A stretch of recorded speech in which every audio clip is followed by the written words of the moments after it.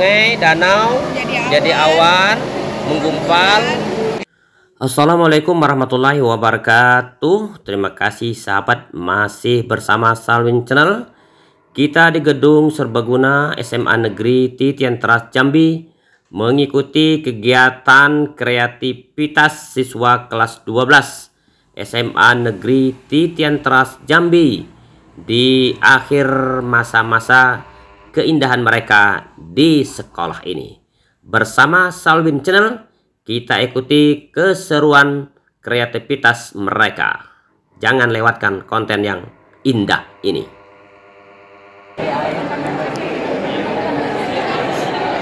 Kalau misalnya kita tenggelam nih Pak, kan kita udah bisa nafas nih, otomatis nanti air itu masuk ke dalam paru-paru. Nah, ketika air masuk ke dalam paru-paru, nanti kita tuh seolah-olah merasa kalau paru-paru kita ini terbakar. Terbakar? Ya, seperti kayak terbakar. panasnya tadi.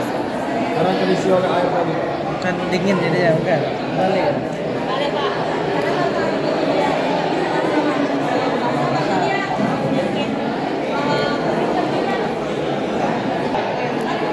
Sintesis protein, maksudnya apa nih?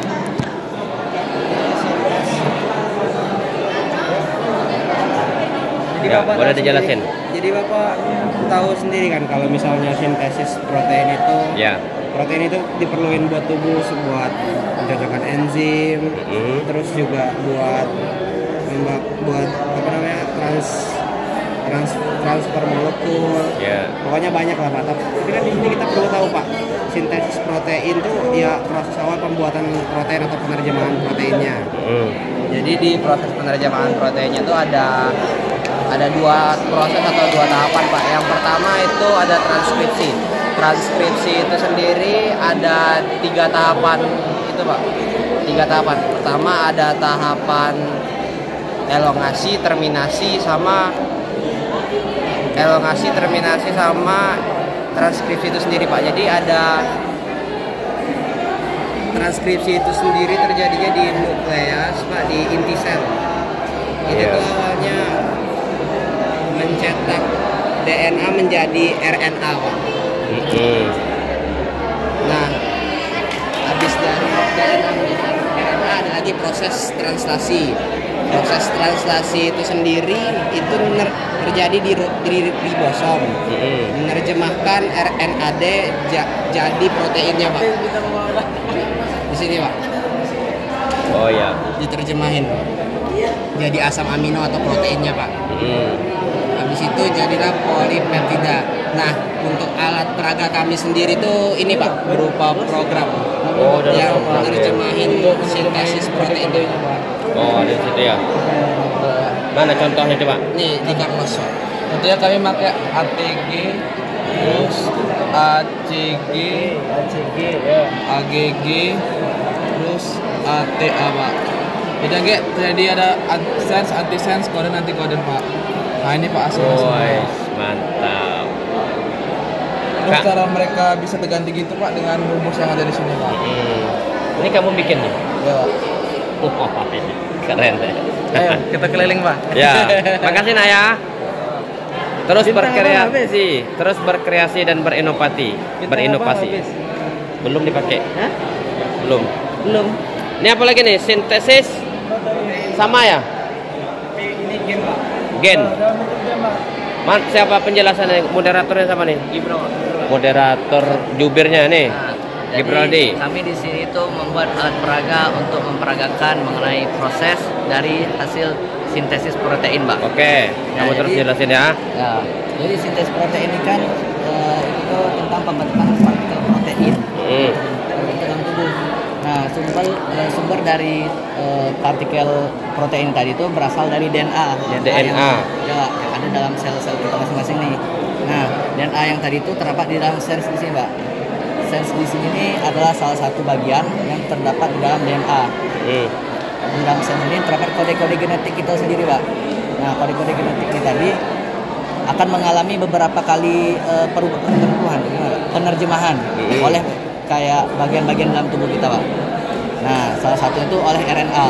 Jadi, oleh RNA ini tadi di dalam sense di sini DNA akan ditranskripsikan kode-kode genetik. kode-kode genetik tadi akan ditranskripsikan beberapa kali yang sehingga akan menghasilkan asam amino. Asam amino tadi memiliki kode genetik lagi, Pak.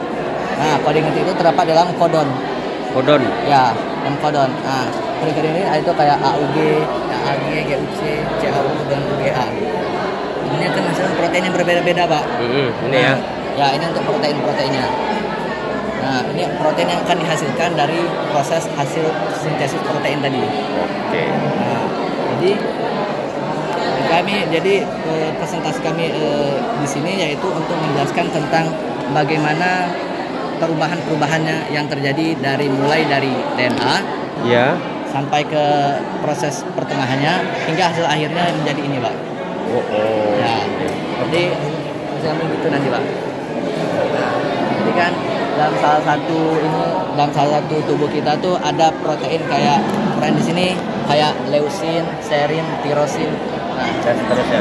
ya dan seterusnya. Glisin terakhir. Nah, ini setiap orang di dalam tubuh setiap orang pasti ada. Ada itu ya? Pasti ada.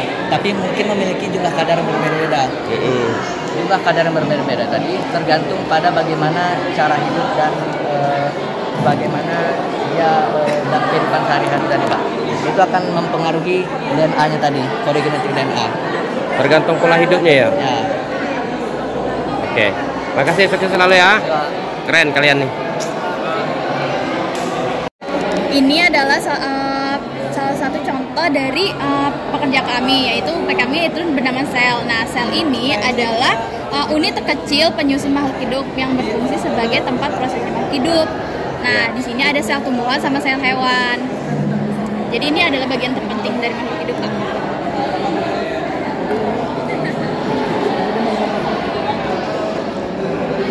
Itu sel hewan. Sel hewan. Tumbuhan. Oh. Nah, kalau bedanya sel hewan sama sel tumbuhan itu, kalau di sel hewan dia ada sentrosom. Nah, sentrosom ini yang kecil, nomor 9 ini. Nah, yang pink ini adalah sentrosom. Nah, lisosom ini yang bulatan kecil ini. Kalau ini? Kalau ini sel tumbuhan ada dinding sel, terus ada kloroplas untuk membuat fotosintesis pada makanan pada tumbuhan. Ada plastida yang nggak ada di sel hewan. Yang nggak ada di sel hewan. Oh, gitu. Jadi sel ini penyusun dari semua tumbuh. Kalau nggak ada sel, bisa bergerak. Dan ini adalah pekerjaan satu-satunya di angkatan kami. Kami membuat sel yang hanya satu-satunya. Yang temanya sel cuma ini, Pak. Di sini. Stand kami ya. Sebenarnya ini tidak kelihatan ya. Secara kasat mata tidak kelihatan sebenarnya. Cuman dibesarin sekarang nih. Lebih kecil, Pak. Iya. Tapi udah terkecil. Sudah salah satu pabrik yang kecil. Oke deh, terima kasih. Luar biasa.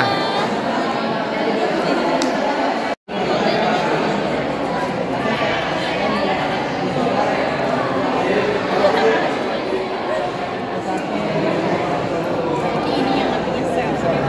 Bapak nggak mau nanya, Pak? Bapak nggak nanya, Pak? Proses ini apa yang berjalan? Dia biasanya salah di transfernya. Nah, kalau salah di sini berarti ya salah di sini. Berarti ini menuju ke sini ya. Berarti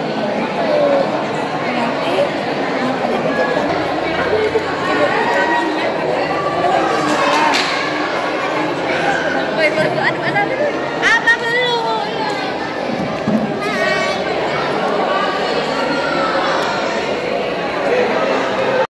Membuat alat peraga tentang hereditas atau hereditas itu artinya pewarisan sifat dari induk atau keturunannya melalui DNA. Jadi kami di sini ada berbagai macam sih. Ini ada orang tua ayah, ibu. Nanti sensei bisa spin seperti ini. Dapatnya anaknya seperti apa sih? Untuk sensei mau nyoba main? Ini untuk warna kulit. Ini warna kulit dulu sih. Ini di ayah, ini di ibu. Ini ibu, bisa coba ya. Ya, bisa coba mau Putar ya? Ya. Kencang nih putarnya. Nah, kita tak boleh.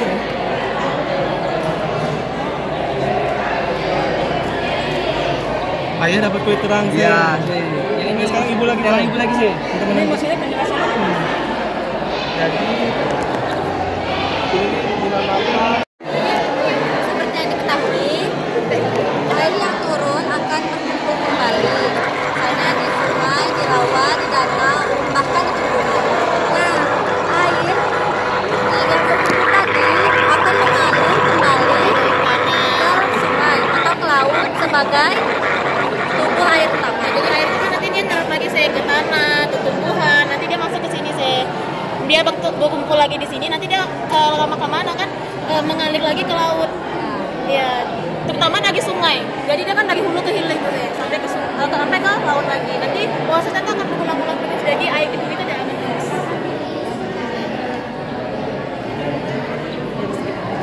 Pasti sih.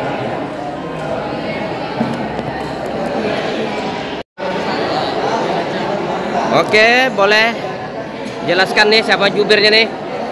Halo teman-teman, jadi kita akan membahas tentang RNA.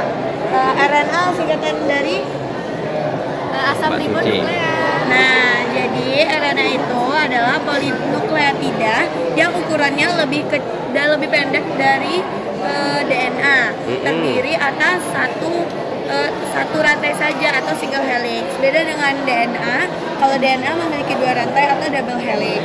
Nah, ada 3 jenis RNA. Yang pertama itu RNA messenger atau mRNA, membawa kode genetik dari DNA berupa triplet basah yang ada pada RNA duta atau yang disebut kodon. Nah, yang kedua itu ada RNA ribosom atau RNAs, yaitu berperan sebagai tempat pembentukan protein. Selanjutnya itu ada RNA transfer.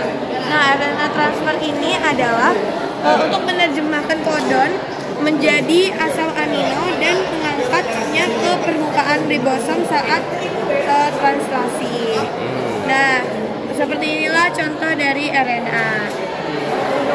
Jadi dia hanya memiliki satu rantai saja atau single helix. Beda dengan DNA, dia kalau DNA memiliki double helix atau 2 rantai.